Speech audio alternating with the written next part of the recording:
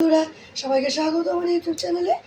আজ আমি রান্না করছি সন্ধ্যেবেলার একটা স্ন্যাক্স বা সকালবেলার যে ভাতের সঙ্গেও এটা খাওয়া যায়। তা আজ আমি করছি কুরকুরে মোচা। তা কুরকুরে মোচা করতে আমার কী কী উপকরণ লাগছে চলুন একবার দেখে নিই। তা কুরকুরে মোচা করতে আমার লাগছে এখানে কিছুটা মোচা, ভেতরের অংশটা আমি লম্বা লম্বা করে কেটে রেখেছি। কেটে একটু নুন আর একটু হলুদ দিয়ে সেদ্ধ করে রেখে দিয়েছি।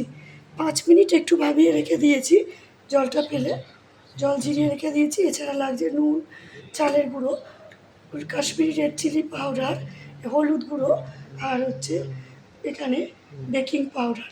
তা এবার আমি রান্নাটা শুরু করি। কড়াইয়ে আমি কিছুটা সাদা তেল আগে থেকেই বসিয়ে রেখেছি। তেলটা গরম হচ্ছে তাই এবার আমি এই মোচাগুলো আর একটা জিনিস বলা হয়নি, এখানে লাগছে কিছুটা পরিমাণ বেসন। তাই এবার আমি তেলটা গরম হয়ে এসছে, এবার আমি বেসনের মধ্যে একে একে এগুলো সব মিশিয়ে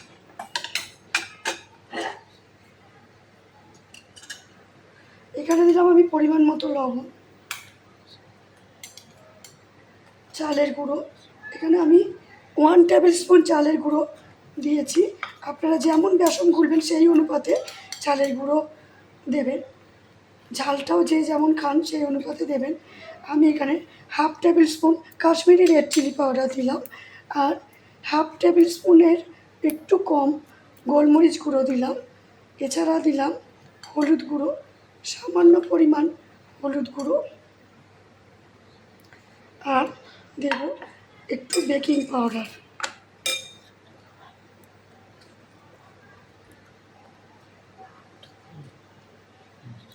এক চামচ বেকিং পাউডার দিলাম। এবার এটাকে আমি ভালো করে মিক্সড করে নেব। এবার এটাকে আমি গুলে নেব, একটু জল দিয়ে এটাকে ম্যারিনেট করে নেব। গোলা হয়ে গেছে। এবার এইগুলো মোচাগুলো আমি এর মধ্যে চুবিয়ে ভাজবো। গ্যাসটা বাড়িয়ে দিলাম, ভালো করে 2 পিঠ মাখিয়ে নিলাম। এখানে বেকিং পাউডার দেওয়াতে বেসনটা কি সুন্দর ফুলে উঠেছে। আর এটা খুব একটা পাতলা করবেন না, বেসনটা একটু গাঢ় করে গুলবেন।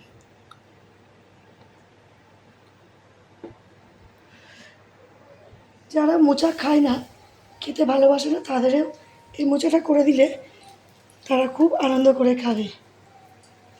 আর মোচা তো আমরা তরকারি একই রকম খাই, একটু অন্যরকম স্বাদে যদি আমরা মোচাটা রান্না করি ভালোই লাগে খেতে।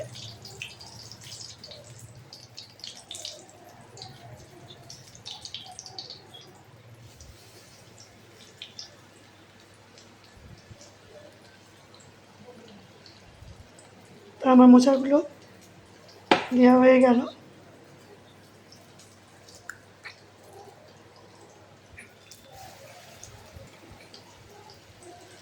এবার গরম হলে একটু উল্টে দেব।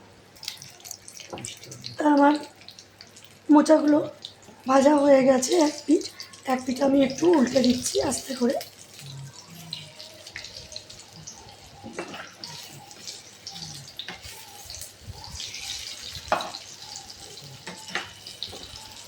তা 2 পিঠই আমার মোটামুটি লাল হয়ে এসছে।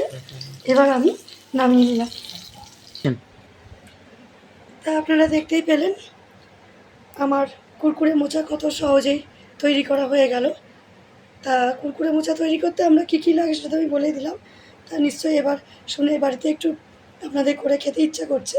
তো অবশ্যই বাড়িতে একদিন বানিয়ে খান। আর খেয়ে কেমন লাগলো প্লিজ আমাকে কমেন্ট বক্সে কমেন্ট করে জানাবেন, প্লাস লাইক শেয়ার করবেন। আর আমাকে প্লিজ সাবস্ক্রাইব করবেন, যাতে আমার চ্যানেল একটু অনেক দূর এগিয়ে যেতে পারে। আর আমার ফেসবুক ফ্রেন্ডদের বলছি, যারা ফেসবুক ফ্রেন্ড আছো তারা প্লিজ আমার ফেসবুক পেজটা ফলো করো। আর আমার আরও ভিডিও দেখার জন্য আমার ইউটিউব চ্যানেলটা ক্লিক করে দেখো, নতুন অনেক রান্নার ভিডিও আছে ওতে। আর প্লিজ তোমরাও একটু লাইক শেয়ার করো। আর রান্না কেমন হয়েছে কমেন্ট বক্সে আমাকে অবশ্যই জানাবে কমেন্ট করে। আজ আসি, বাই।